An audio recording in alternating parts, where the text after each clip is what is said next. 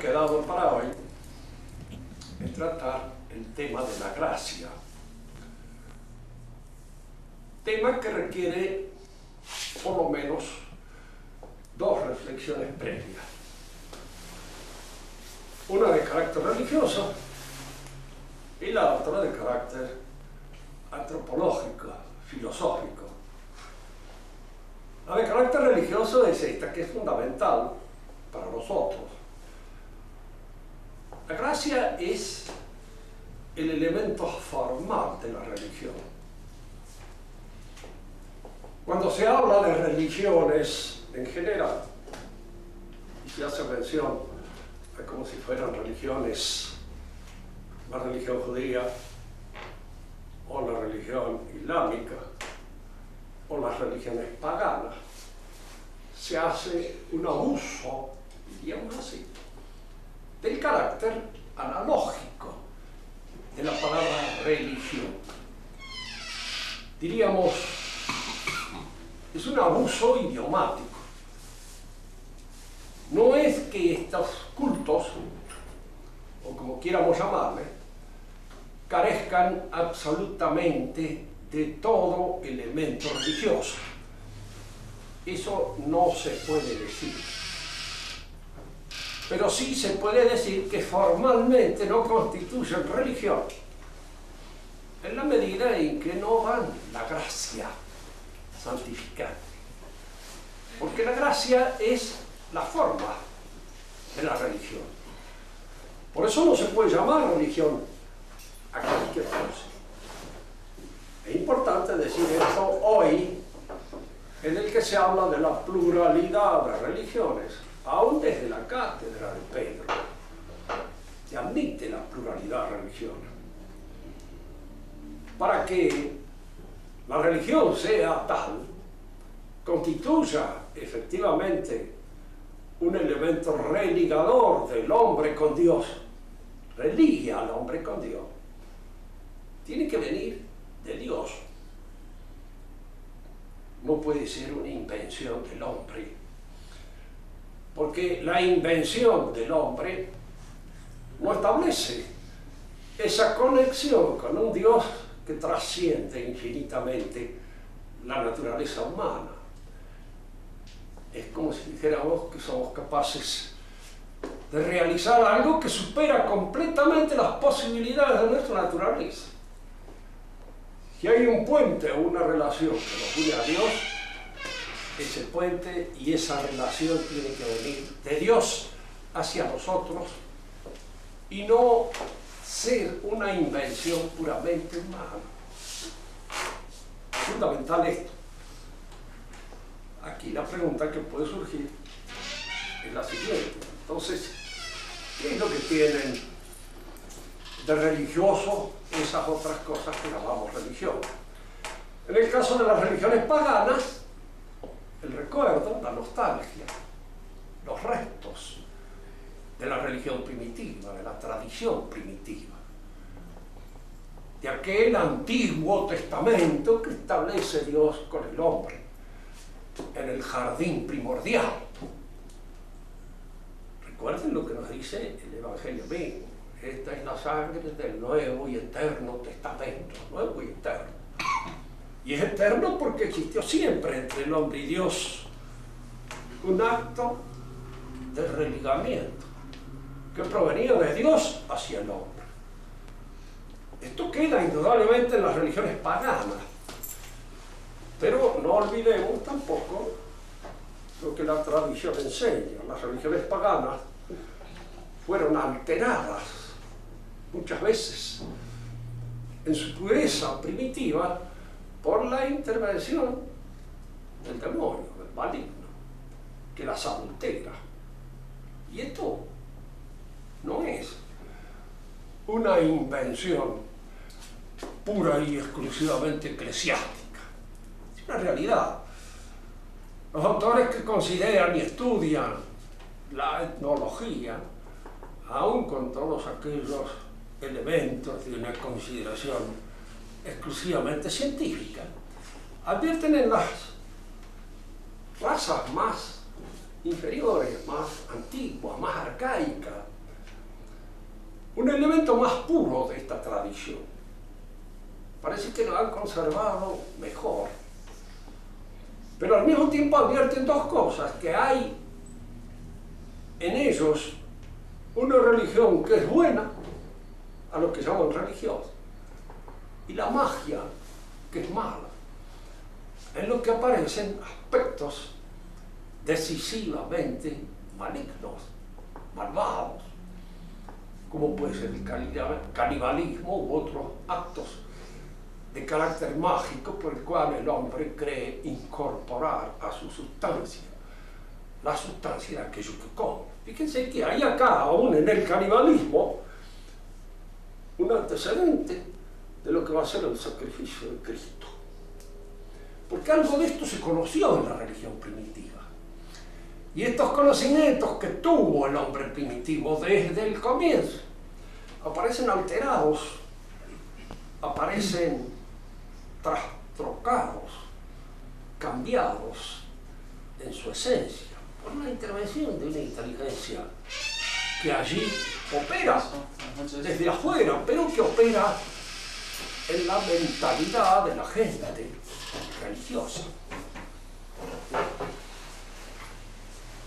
Cuando hablamos del judaísmo, en el judaísmo hay religión positiva, porque no solamente está lo que puede haber quedado como tradición de la tradición primitiva, sino esta otra revelación hecha a Abraham, en donde se le promete precisamente el advenimiento de Cristo. Pero esta religión debe ser coronada efectivamente con el advenimiento de Cristo.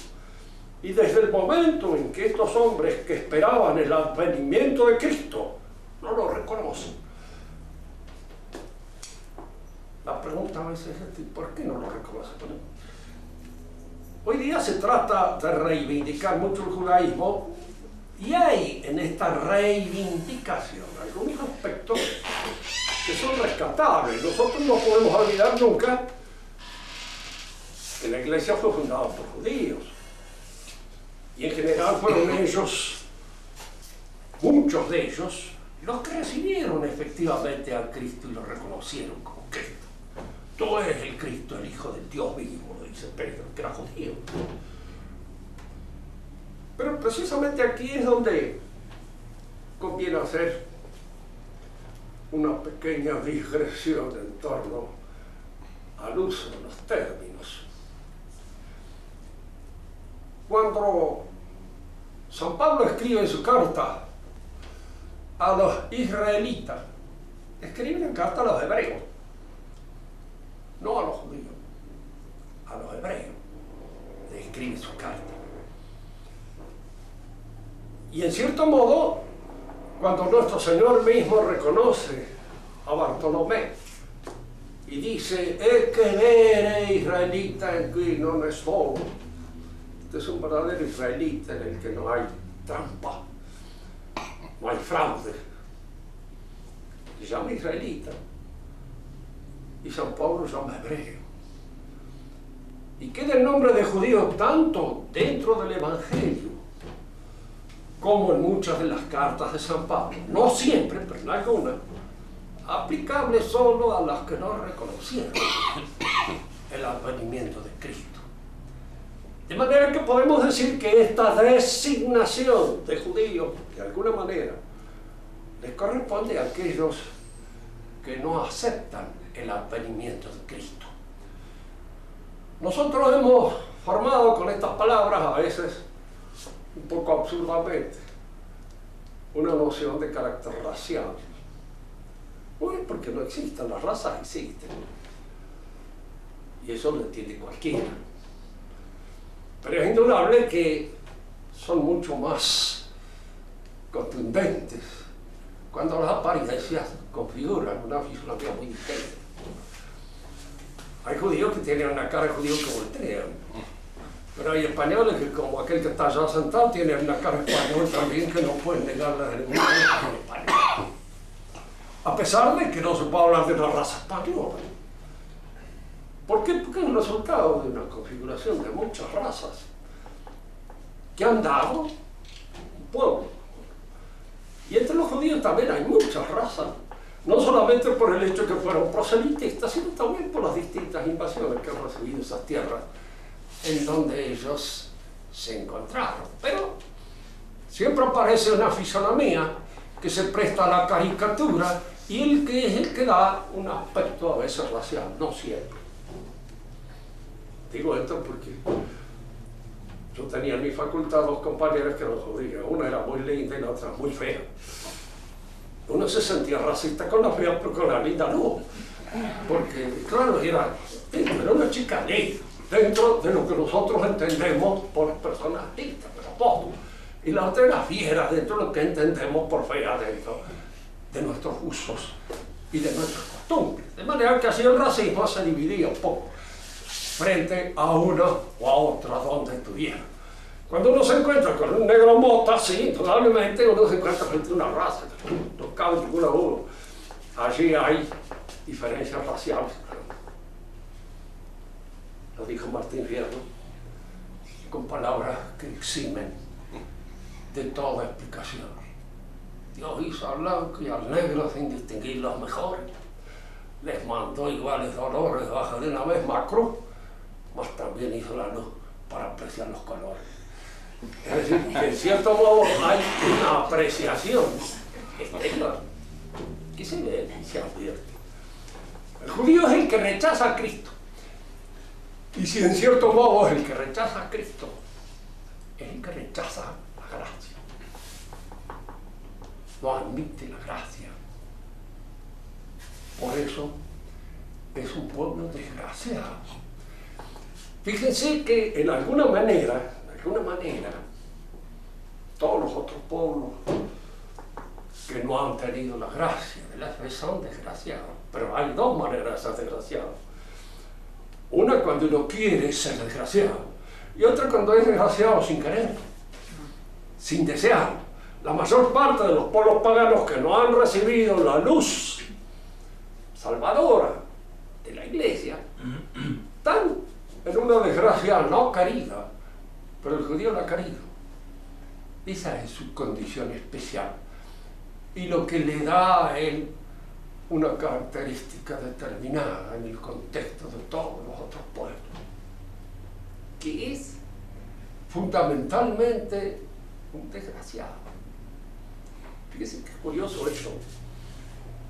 Generalmente el hombre, si nosotros no lo vemos en el panorama, en la proyección que dibuja la redención, ¿qué sentido tiene?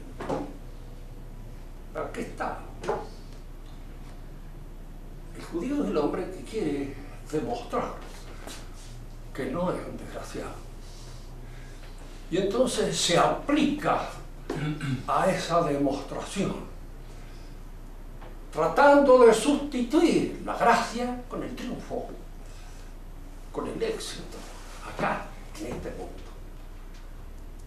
Dijémonos que en este sentido puede uno llegar a tener todos los triunfos en sus manos, todos los ases del póker, pero no está perdido. En este mundo la última palabra la tiene la muerte, y en este último maratón de la muerte uno no gana nada. Todo lo que ha ido amontonado, lo ha amontonado de gusto, porque de esto no queda nada. Y ellos son los que amontonan. Había ese chiste que se le dedicaba a los judíos. ¿Cómo habían entendido amar a Dios por encima de las cosas? De todas las cosas, apoderarse de todas las cosas, subirse a ellas y encima de todas las cosas, amar a Dios. Entonces, había una manera de amar a Dios que era apoderándose precisamente de todas las cosas. No hablo del Islam porque los desdichados que no han leído la obra que yo he escrito sobre el Islam, entonces, pero los otros, los que tienen la suerte de poder leerla, generalmente les voy a decir una cosa, ¿no? La mayor parte de la gente no lee Cristo. Y metiendo todo, no lee. En ese sentido los autores pueden estar aquí, no pueden decir cualquier cosa. Y les digo ya, hablando un poco anecdóticamente, yo he estado varios años de profesor en la Facultad de Ciencias Políticas, donde he escrito todo lo que se me ha ocurrido. Nadie ha leído nunca nada. Si hubieran leído, hubiera podido tener un proceso hace ya mucho tiempo, por el cual se me hubiera liquidado con mucha antelación aquella de esperar mi jubilación y todas estas cosas. Otras cosas de las que están escritas ahí, pero como nadie lee, uno puede confiar total y absolutamente. No se lee. Los libros uno los recibe, las cosas los tiene ahí y no los lee. Allí sostengo una cosa que repetiré en 2 palabras. El Islam es el judaísmo, pero reducido, simplificado, puesto al alcance de un pueblo, diríamos, agresivo, sensual, pragmático, que en cierto modo se ha servido de esa religión con un propósito de conquista y de guerra. Es una ideología inspirada en la religión judaica al servicio de la expansión conquistadora de un pueblo guerrero. Y que si tiene algún mérito, lo tiene en ese sentido. La capacidad guerrera, la capacidad agresiva, el coraje, que indudablemente les permitió alcanzar una marca en su expansión que muy pocos pueblos la han logrado. No hay entonces otra religión. La religión es la católica, apostólica, romana. Y porque tiene formalmente la gracia, que es lo que da esta capacidad de redimir al hombre, de transformarlo, si él quiere. Aquí es donde podíamos, de alguna manera, indicar con la frase del cardenal Berulle, que era un oratoriano del siglo XVIII en Francia, pero en la época en que en el siglo XVIII estaba de moda Voltaire, estaba de moda Rousseau y no estaba de moda Berulle. Lo hemos conocido un poco después, cuando ha llegado hasta nosotros. Dice: el hombre es una nada, c'est un néant, environné de Dios, rodeada de Dios, ansiosa de Dios, llena de Dios, si quiere. Es decir, si en algún modo él acepta esta donación que Dios le hace en la gracia. Segundo aspecto que había que verlo es aquel en cómo la gracia se estructura en la realidad humana. Aquí conviene siempre tener en cuenta que hace falta una reflexión en torno a la naturaleza del hombre que permita entender qué es la gracia. Si el hombre es un capítulo de la zoología, incluso no hay explicación posible ni siquiera de su historia.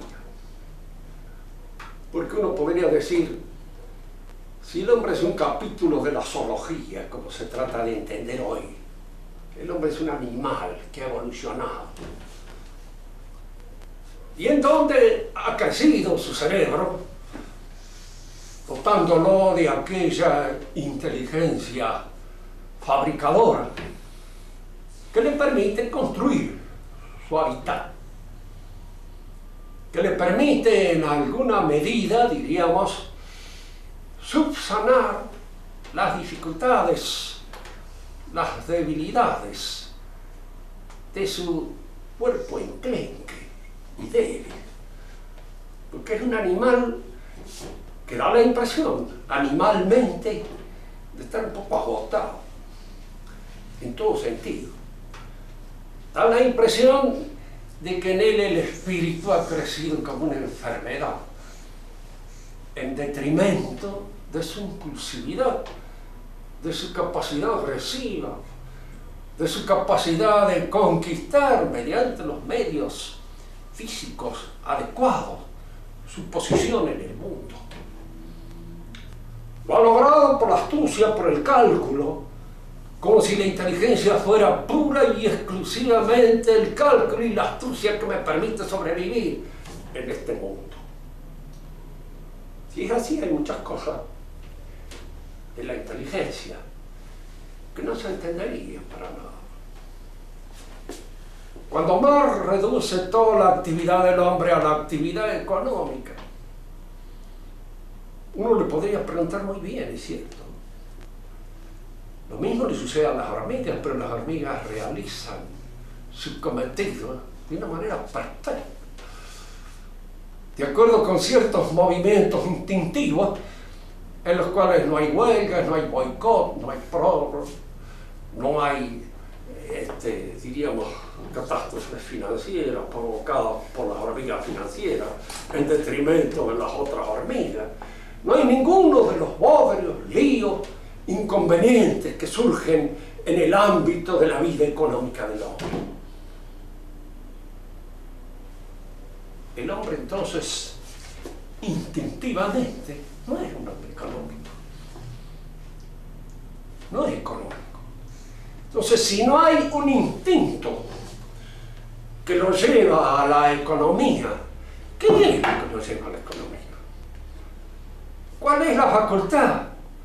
¿Cuál es la capacidad que le induce a esas construcciones, a esas creaciones y a todas esas injusticias que promueve la conquista de lo económico? Es decir, que si el hombre fuera un capítulo de la zoología,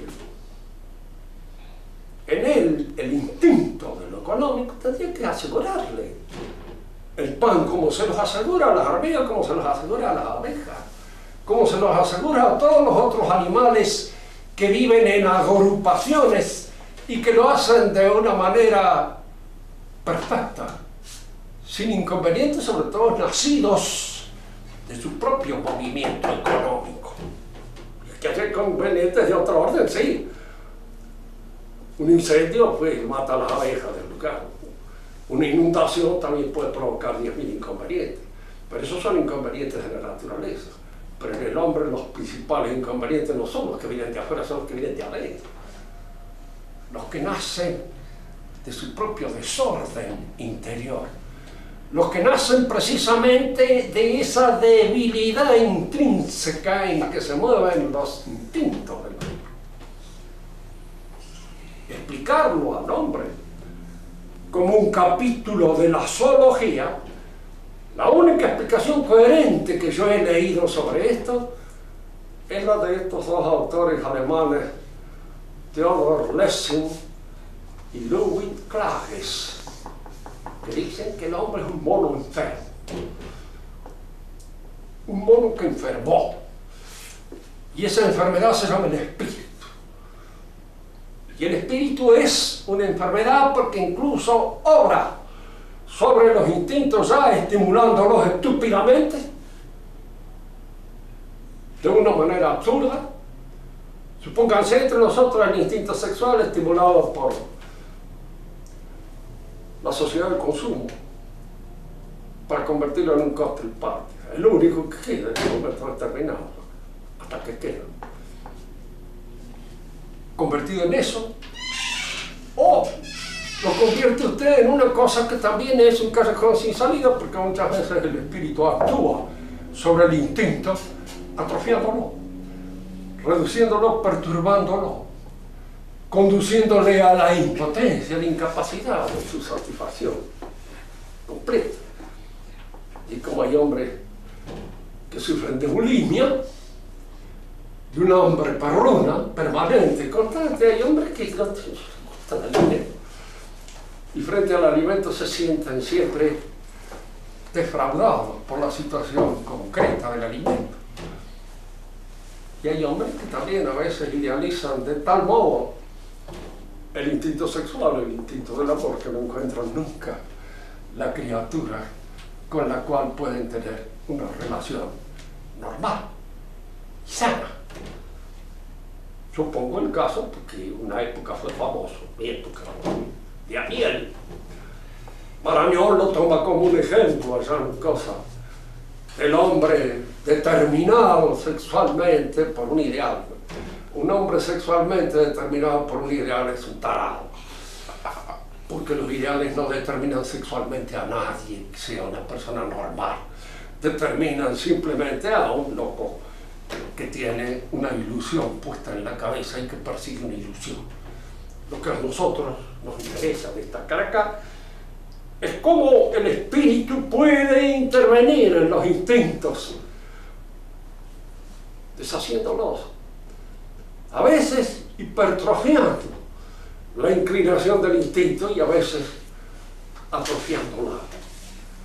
Pero nunca el espíritu puede ser comprendido como una realidad que está en la línea zoológica de los instintos. Es otra cosa, que irrumpe en la naturaleza e irrumpe con el hombre, colocándolo en una escala y en una situación diferente a la del capítulo zoológico que estudia los animales. Es otra cosa. Dios le dio esta forma sustancial, espiritual.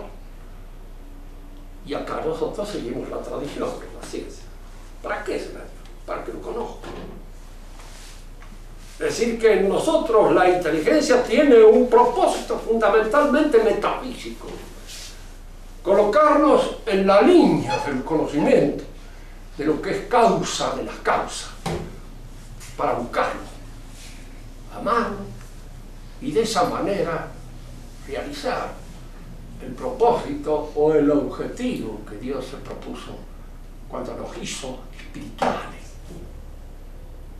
Pero aquí es donde no hay más remedio que dar un poco de razón a los que consideran que el espíritu es también una enfermedad. Porque el hombre es una naturaleza, pero es una naturaleza que indudablemente él mismo, en cuanto se observa a sí mismo, se da cuenta de que no tiene esa posesión de sí mismo que debiera tener. No somos dueños de nosotros mismos en la plenitud del señorío que tendríamos que tener sobre nuestras pasiones, sobre todos nuestros movimientos. Nuestras pasiones y nuestros movimientos nos llevan muchas veces por donde no queremos y nos hacen hacer lo que no queremos hacer. Vidio meliora, provoco, deteriora secor, dice el refrán latino, ¿cierto? Veo lo mejor, estoy de acuerdo y hago lo peor, porque en un momento determinado no me domino. Y entonces todos esos movimientos del ánimo que aparecen allí y que indudablemente están en la línea de las disposiciones naturales o de los instintos naturales, es cierto, pero se oponen a algo que está en nosotros en la línea de otro movimiento. Y ese otro movimiento es el que debe regir, el que debe señorear, y cuando no señorea y no rige, se da cuenta de que no señorea y no rige, y de que la vida se le va, se le desborda, se le sale de las manos, en alguna manera. Todos tenemos esa experiencia existencial del pecado. Había una vieja criolla en San Juan, donde estuve en alguna oportunidad de pensionista. Y yo tenía un poco la costumbre de bañarme, bueno, mala costumbre que una vez tiene. Entonces solía decir, dice, porteño sucio, dice, que vienen a bañarse a cada rato. Que sí, que había algo en lo que ella decía que era cierto. ¿Por qué necesitamos tanto bañarnos y lavarnos las manos y estar a cada rato purificándonos? Porque nos sentimos sucios siempre, inevitablemente. Y algunos de ustedes dirán, sí, en realidad nos sentimos porque estamos. Y en alguna medida esto es cierto, pero resulta que esto también se traslada del orden puramente físico-corporal al orden del alma. Sentirse sucio es lo normal en nosotros. Por eso dicen algunos, si yo me muriera de repente y me encontrara dueño de mi alma, yo diría, ¿dónde hay un lugar para limpiarme? Porque indudablemente necesito limpieza. Es decir, uno mismo va buscando el purgatorio de alguna forma porque es el sitio en el cual uno necesita purificarse de todas aquellas escorias que quedan en nuestra propia realidad y que son muchas.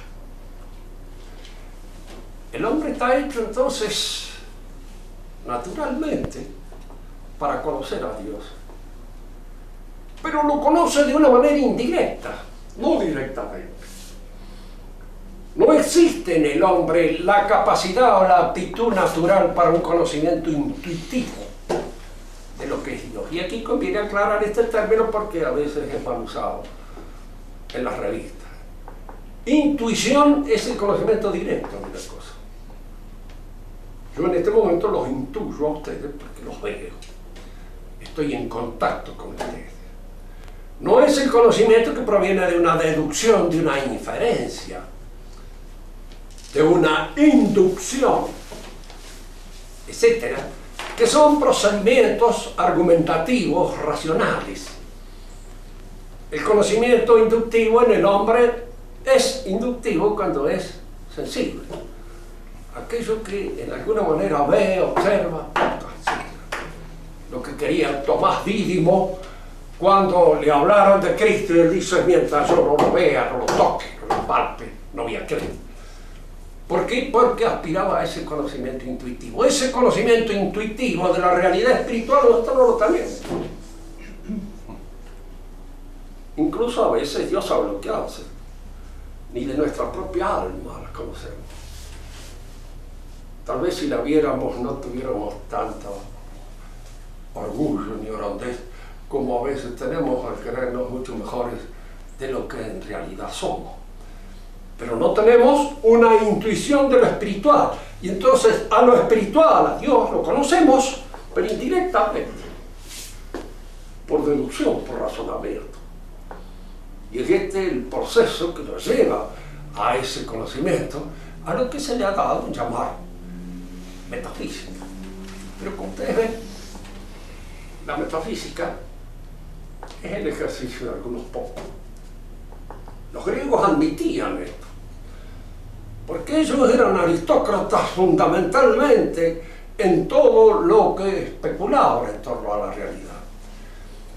Ellos se daban cuenta de que existía la posibilidad de que el hombre volviera a entrar en contacto con ese principio divino, del cual dependía.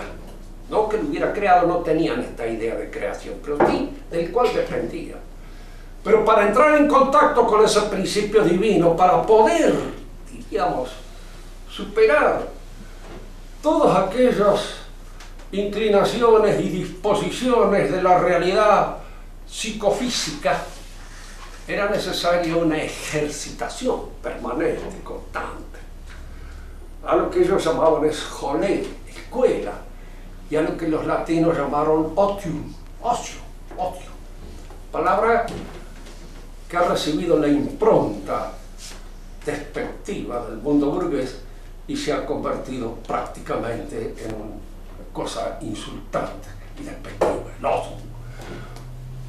Un hombre ocioso es el que no hace nada, el haragán. Para el burgués, el ocioso era el monje, por ejemplo, un ocioso. Entonces, la principal crítica que llevan contra los monjes es que no hacen nada. No se casan, no cultivan, nada, están cantando todo el día diciendo no, pierden el tiempo en vez de ganar plata. Y lo que hay que hacer es precisamente trabajar. En el mundo burgués es el mundo del trabajo, es el mundo del negocio, es decir, de la negación del ocio. Y es la negación de esta actividad que el hombre podía ejercer sobre su alma para alcanzar aquella perfección que lo ponía en contacto con el principio divino a través de ese conocimiento indirecto. Por eso para los griegos no se salvaba cualquiera. Y para poder salvarse, no hablo de salvación porque no existía esa noción, para poder liberarse de las ataduras terrenas era necesaria esta ejercitación que era la capacidad de unos pocos. La religión viene y nos trae la gracia. que santifica, La gracia es una donación que no corresponde a ninguna inclinación o disposición humana. Dios la otorga porque quiere, para que el hombre, aceptándola, se salve. Fíjese, esto es importante. Porque la pregunta a veces que se hace, que ha dado lugar a muchísimas discusiones, es esta: ¿cómo el hombre, si no tiene ninguna disposición natural para la gracia, puede recibirla? Puede advenir la gracia en él. San Pablo no era un filósofo, aunque de hecho hay que reconocer que algo sabía de filosofía y manejaba algunas nociones que pertenecían al elenco nocional de los griegos.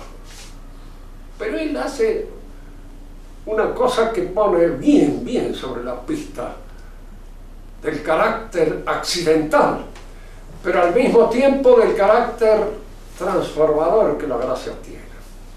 Él la compara a un injerto, como un injerto. Acá el ingeniero agrónomo va a entender perfectamente quién se refiere. Un injerto divino. Es decir, es algo que se da sobre una naturaleza determinada, una planta, a la cual se le aplica una energía, una fuerza, una disposición de crecimiento que está en otro, pero que la transforma intrínsecamente, a pesar de que solo la afecta en una parte de ella. Y el hombre recibe este injerto divino. ¿Cómo lo recibe? ¿Qué disposiciones naturales toma la gracia como sujeto para operar sobre ellas y a través de ellas operar sobre todo el dinamismo espiritual del hombre? La inteligencia y la voluntad, porque estas son las dos inclinaciones naturales del hombre que lo distinguen del animal. El hombre, capítulo de la zoología, no es inexplicable la gracia. Aquí habría que entender a la gracia como una locura más que le acontece al hombre en un momento determinado. Y es lo que le pasó a André Froissart, según el libro de él, que yo desde ya se los recomiendo que una vez lean, y no deja de ser interesante porque está muy bien escrito. Es un excelente periodista. Dios existe, yo lo he visto, se llama el libro. Está traducido con ese término. Interesante porque es un libro muy bien escrito y escrito por un hombre muy inteligente y que jamás en su vida había pensado que se podía ser cristiano. Se hizo.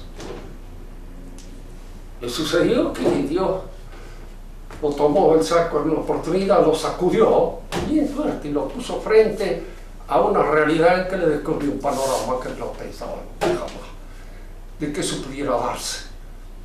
Y eso lo transformó. Vio algo que hasta ese momento no había visto. Y este ver no es algo que afecta a la vista, es un ver que afecta al espíritu. Vio una dimensión de la realidad que hasta aquel momento él no la veía, a pesar de tener muy buena razón, muy buenos ojos y una inteligencia bastante bien equilibrada. Sin ir a estos elementos periodísticos, está en San Pablo. San Pablo iba echando sapos y culebras para atacar a los cristianos. Y de repente en el camino a Damasco le sucede algo. Que yo he leído 10.000 explicaciones por parte de los hombres que quieren explicar estas cosas de una manera natural. Y no explican nada. La explicación de él es la única que permite entender lo que allí pasó. Cristo lo volteó en el camino a Damasco, se le apareció. Espiritualmente, por supuesto. Pero le dijo: yo soy el Cristo que te persigue.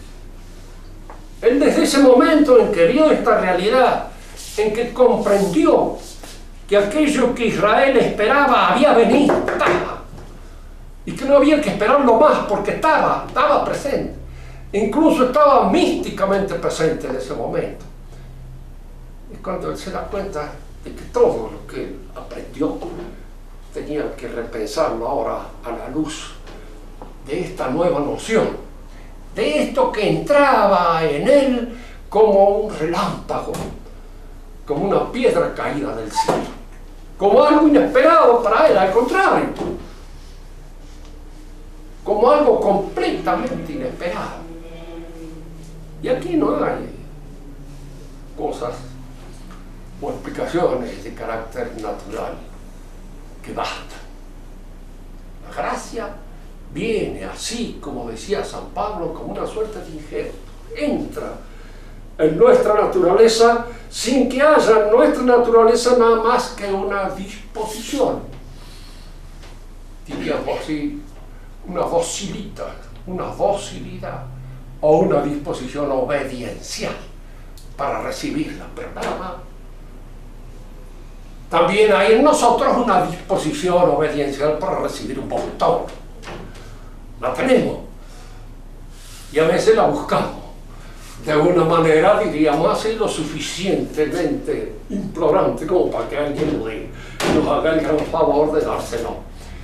Pero no es algo que nuestro cuerpo lo solicite, no es algo que esté de alguna manera en la línea de una disposición natural, es algo que nos puede suceder porque tenemos frente a ello una cierta disposición obediencial, una cierta docilidad, una cierta capacidad de recibir eso. Hay, si se quiere, en nosotros una disposición obediencial para recibir la gracia, ¿sí? Una pura potencia, una pura capacidad de ser transmutados por esta influencia divina. Y esta influencia entra en la inteligencia, en primer lugar, en la inteligencia. No olvidemos nunca esto, porque cuando se habla del mundo griego y se salta la inteligencia del griego, y después se habla del mundo cristiano como un mundo de imbéciles que en alguna medida, diríamos, en razón de esa especie de imbecilidad que lo caracteriza, de esa imbecilidad se distingue de los demás. No hay tal cosa. La gracia se dirige en primer lugar a la inteligencia, y se dirige a la inteligencia a través de la fe, porque la fe es inteligente. Creo en un solo Dios, Padre omnipotente, creador del cielo y de la tierra. Acá hay nociones para entretenerse pensando el resto de nuestra vida, y todavía nos queda corto.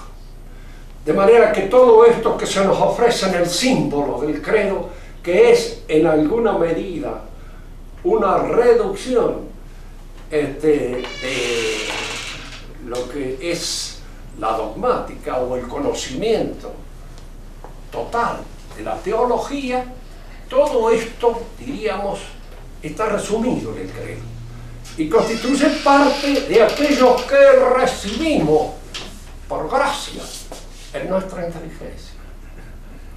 Fíjense que a veces suele suceder que uno de nosotros tenga un conocimiento de ciertas cosas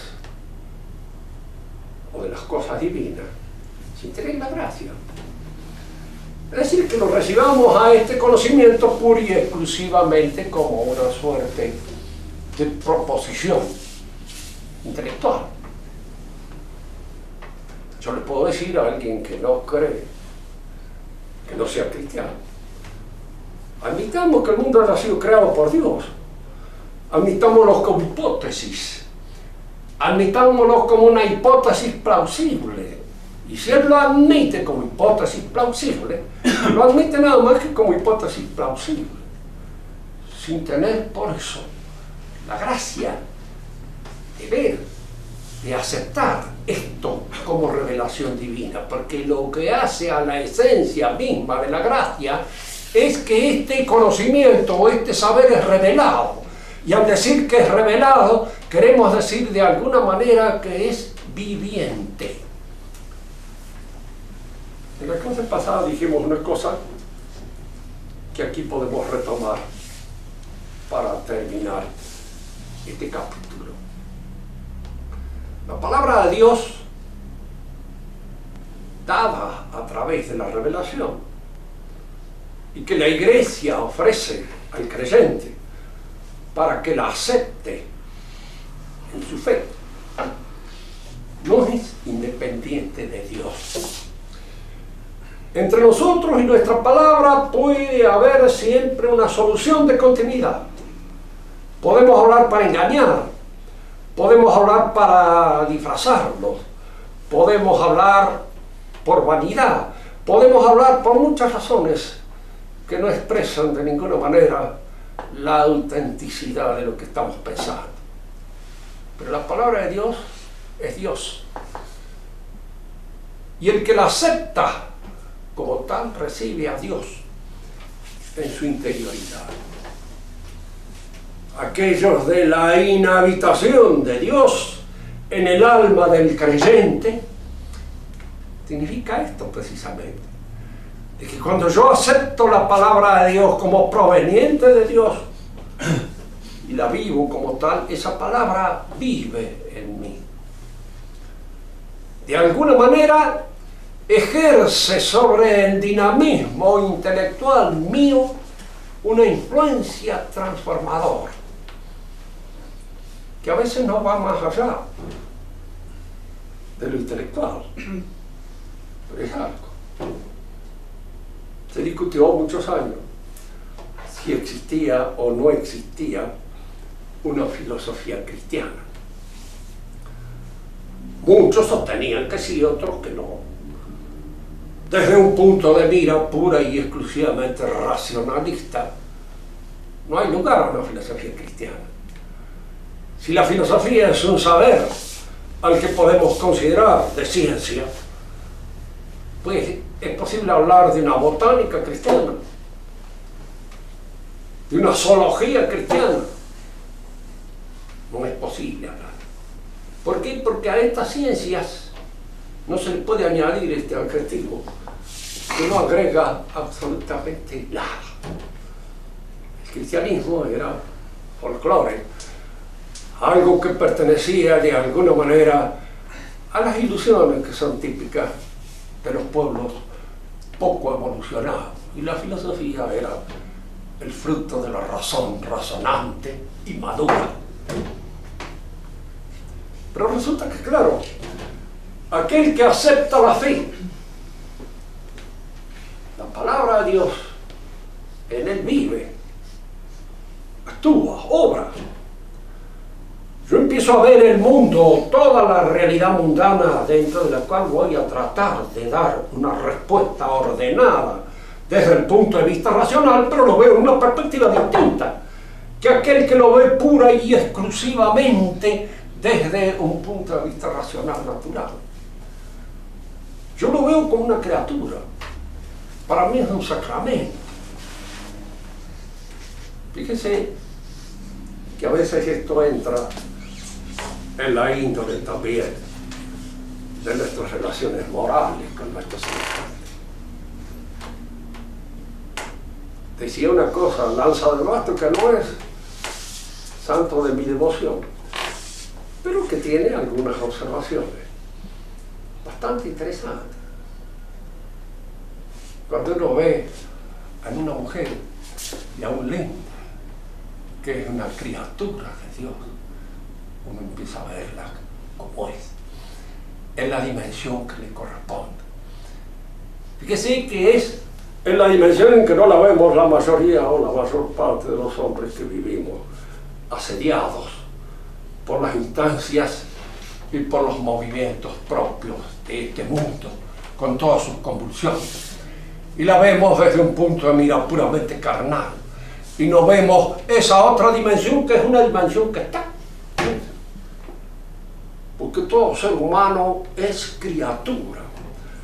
Y yo descubro el valor del ser humano cuando lo convierto y lo veo y lo expreso y lo comprendo en la proyección de su criaturalidad, Y esta noción de criatureidad es una noción que filosóficamente tiene la posibilidad de proyectar una gran luz sobre mi conocimiento del hombre y sobre mi conocimiento de la realidad, y que es luz que me la hace ver la teología. Hay una transformación de la inteligencia, y a veces nada más que de la inteligencia. Los otros instintos no entran a veces en esta transformación, pero la inteligencia empieza, da el primer paso, porque es a través de la inteligencia como yo luego voy un poco transformando toda mi realidad. Fíjense que Dios lo que me pide, y esto es la confesión que muchas veces tenemos que hacer, de esa porquería que sos vos, con todos sus desfallecimientos, con todas sus flaquezas, con todos sus menguados y pobres vicios que ni siquiera son importantes, esa porquería que somos, de eso tenés que hacer vos un alter Cristo, otro Cristo, para poder alcanzar aquella plenitud que la resurrección de Cristo te promete. Sí, derecho. Y uno mismo se dice, yo tengo que hacer de mí, de este esqueleto inmundo, un cuerpo glorioso. ¿Cómo puedo hacer yo para transformar? Esa transformación empieza precisamente por la fe, que es la primera de las virtudes que tiene y que incoa la gracia. En la próxima lección continuaremos hablando de esto, para indicar de qué modo las otras virtudes teologales se incorporan al organismo de la gracia y van creando ese organismo transformador que opera en nuestro interior, esa transfiguración que Dios espera de nosotros. ¿Ustedes quieren hacer alguna pregunta? Háganla con toda la voz que tienen. Solo estoy medio afónico, pero ¿por qué se hace a veces hincapié cuando se habla de la vida en el aspecto voluntario, en el aporte voluntario, en detrimento muchas veces de la parte de la inteligencia? Y teniendo en cuenta que la vida muchas veces no depende de la voluntad, justamente. Bueno, el espíritu es una realidad en la cual emergen estas dos funciones: la aprensiva o intelectual y la captadora, la que aprende, capta, que es la voluntad.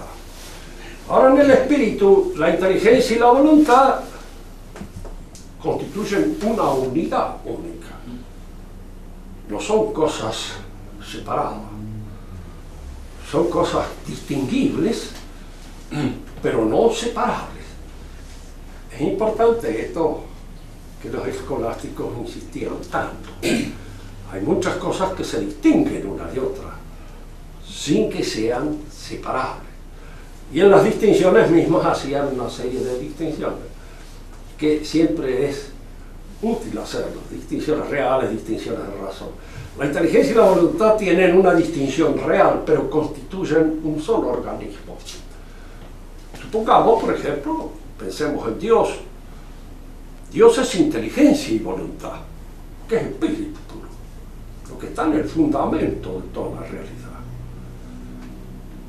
En él es que la inteligencia es más que la voluntad. Esa es una pregunta falsa, absurda, mal dicha. ¿Por qué? Porque no se dice que es más y que es menos. Porque la voluntad es el apetito que la inteligencia posee, aquella inclinación que es propia de la inteligencia y que se realiza a la luz de la inteligencia. Por eso viene ese voluntarismo que nace primero entre los teólogos, y han sido los teólogos voluntaristas los que han luego proyectado este voluntarismo al orden de las relaciones humanas. Al teólogo la voluntad de Dios está por encima de todas las cosas. Dios puede querer un círculo cuadrado, o puede querer que algo que es pecado no lo sea. La respuesta siempre frente a esto es Dios. Si es cierto que la voluntad de Dios es omnipotente, es cierto que es una voluntad inteligente y no imbécil. No quiere cosas de idiota.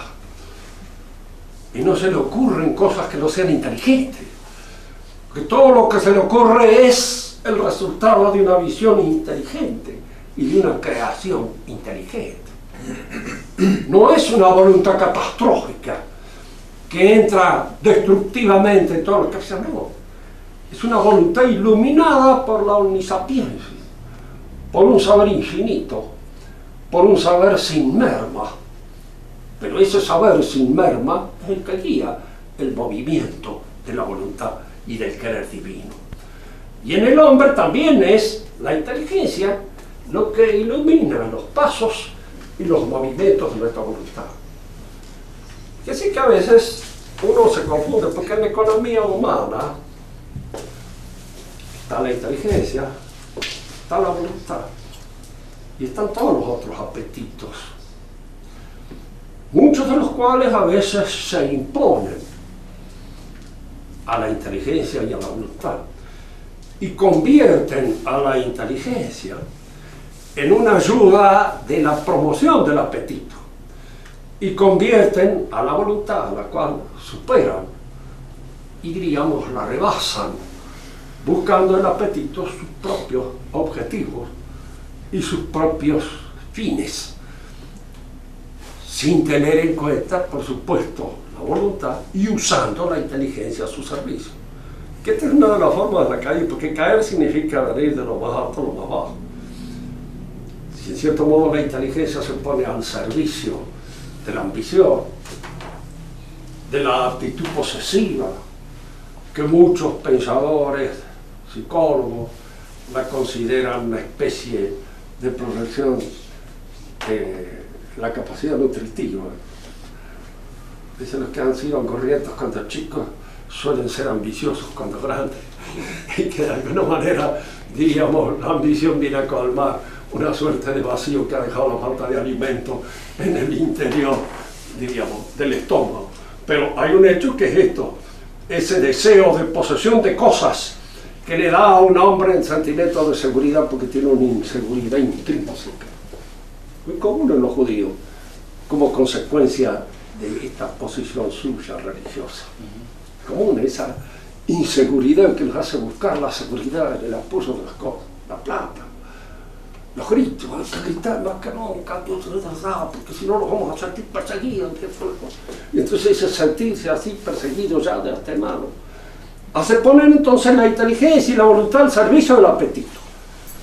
No hay que confundir entonces cuando una actitud es puramente inteligente o cuando hay otro apetito que está mezclado en el asunto y que viene de alguna manera influyendo y ejerciendo su influjo sobre la inteligencia y sobre la voluntad.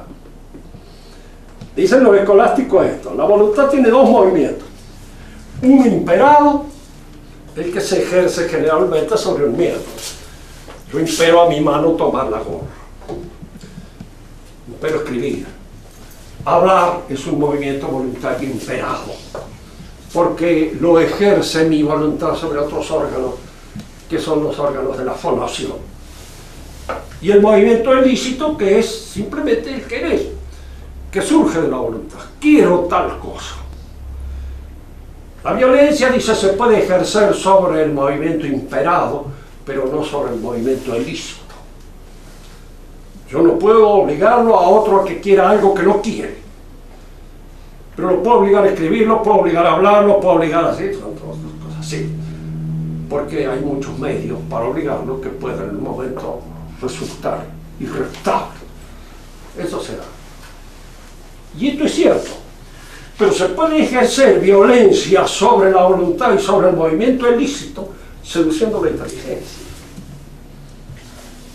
adulterando la inteligencia. Hay muchas maneras de hacerlo, muchas formas. Lean ahora los diarios la explotación del escándalo del obispo, dice que ha tenido un hijo, etcétera, etcétera. Van a seguir. ¿Por qué? Porque una de las cosas es difamar la profesión profesión sacerdotal, convertirla en una profesión casi infame. Y la manera de lograr el objetivo es precisamente haciendo conocer todas las deficiencias que pueden hacer.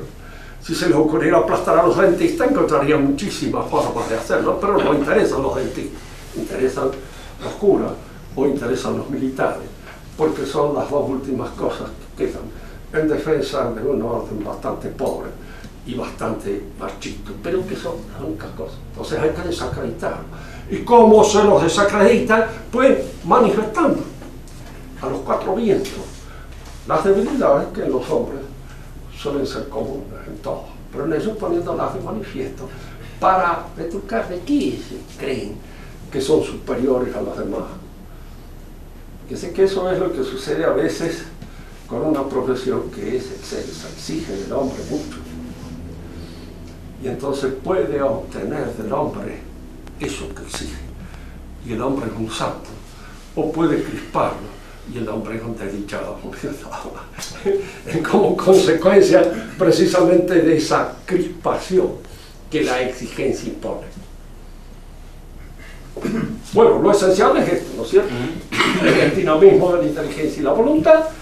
La inteligencia es la que sabe y la que guía, y la voluntad es la energía de que la inteligencia dispone para obtener aquellos fines que la inteligencia se propone.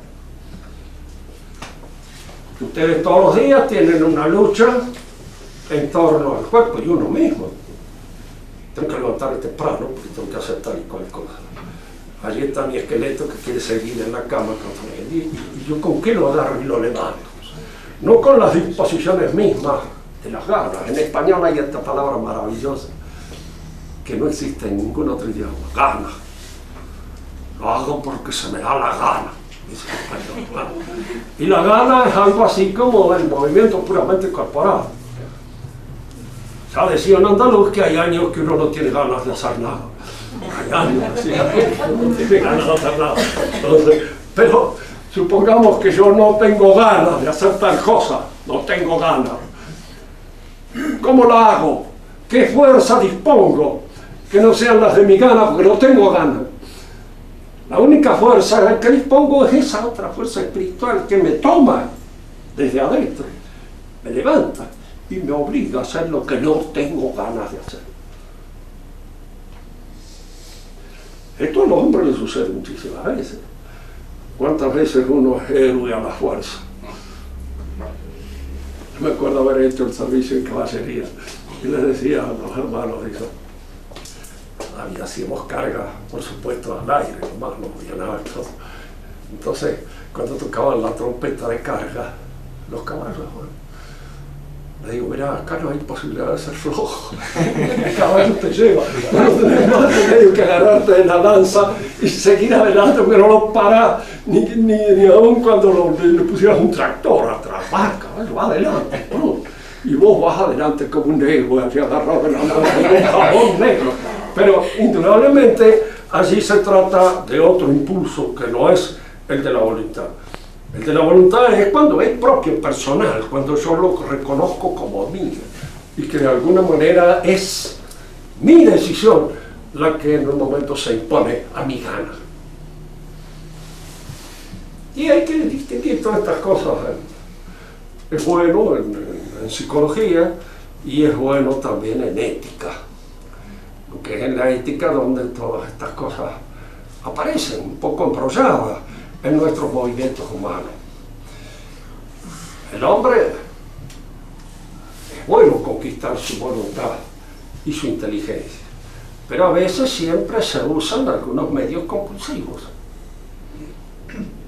Yo explicaba en cierta oportunidad, digo, la autoridad nace siempre de la inteligencia. Tiene autoridad el que tiene cabeza y el que sabe. Esa es la autoridad. La iglesia tiene autoridad para enseñar la fe. Tiene autoridad. Los medios que debe emplear son siempre los medios puros y exclusivamente persuasivos. Desengáñense de esos medios sonsos. Están todos esos curas que saben hablar muy bien sobre el infierno y que meten un jabón entre los que lo escuchan, que da miedo. Entonces, precisamente esa persuasión, ese temor, es necesario emplearlos. Si ustedes son padres de familia, alguna vez han empleado una buen puntapié en el trasero para hacer estudiar el catecismo. Y en alguna oportunidad es que son medios de persuasión que la sociedad usa con más o menos fuerza. ¿Cuántos de los muchachos que estudian pura y exclusivamente porque les gusta, o estudian porque buscan una posición social, porque hay un ambiente social que los obliga, porque hay un montón de cosas que los obligan? ¿Cuántas de las muchachas que ustedes conocen se portan bien porque tienen la plena convicción de que así deben vivir de conformidad con la virtud, o muchas veces se portan bien porque está toda la familia y el ambiente espiritual que lo ayuda a portarse bien? Y que son elementos colaterales que se ponen al lado y no los sostienen. Que gracias a Dios los sostienen, porque son los desfallecimos. Desfallecemos un poco así como aquel chico que ha salido de su ambiente, está paseando en otro lugar y dice: está acá, no me conoce nadie. Y tira la tarjeta, ¿no es cierto? Otros están ahí, no lo conocen nadie. Y en los lugares donde lo conocen se cuidan, porque puede haber esto, el otro, lo demás allá. Nunca me olvido y siempre lo cuento también como un elemento gráfico. Una vez estaba en el cine y en mi pueblo había uno o dos maricones conocidos. Y uno de estos se ve que se ha sentado al lado de un chico. Se sentó al lado de un chico, y por ahí siento que un señor se baja desde Platea Alta, era un tío del chico que lo había visto y había conocido el tipo que salía a sentar, se baja y lo agarró, sacó a patada dentro del cine y todo. Pero es una compulsión social, elemental, útil y fructífera, en todo sentido, porque esas son cosas que en un momento determinado hay que hacer. Pero los reyes quieren que se los reconozca como si fueran elementos normales dentro de la sociedad. Y nadie se anima a decirles: no señor, ustedes votan, es cierto, y son muchos. Entonces los gobiernos pueden tener interés en mantenerlo en una situación de adhesión, pero tienen un vicio feo y que es proselitista. Eso es lo feo de caso, no es un vicio que se considera solitario, aislado. ¿Alguna otra pregunta?